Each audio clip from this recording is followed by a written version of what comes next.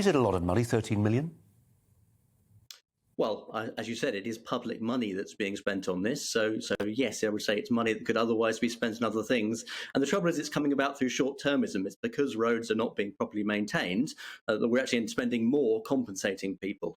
The average cost of filling a pothole is £47. The average cost of the claim is £347. And it's patchy geographically. Some parts of the country do better and worse than others. Yes, absolutely. It is indeed, because it is a local thing. So although the more the money comes from the national level, how that money is spent is then decided locally. And so that is why it is patchy.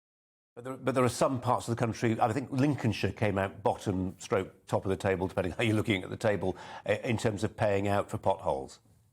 Yeah, there were 5 areas of the country that had paid out more than £500,000. Wow. And we know, don't we? It's become a hardy perennial for news outlets to bang on about potholes. To claim compensation, are we talking about cars that are written off here? I mean, is that actually... I mean, it must happen, I'm sure, but I mean, for the most part, it's people having a blowout or a dent, or is it? I mean, how serious is the problem?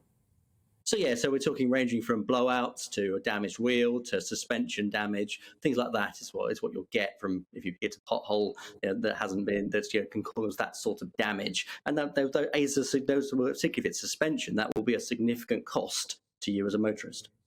And we talk about COVID backlogs all the time, don't we? Usually apropos more important things like oncology and that sort of thing. But I would have thought that during lockdown, it was a fantastic time for council workmen.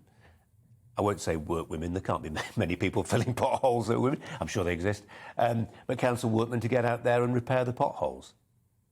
Yes, indeed. I mean, the thing is, we have spent more in the last 5 years than we were spending previously, but the trouble is it's been going on so long while we've not been maintaining our roads. So it's estimated that we're basically 9 years behind, at about £12.6 billion behind in terms of keeping up with repairing the roads. And the trouble is when we repair them, too often we repair them in a hurry, which means the potholes come back, because that's the trouble. If the road's not repaired properly, then if it leaves cracks in the road, you'll get water gets into that crack.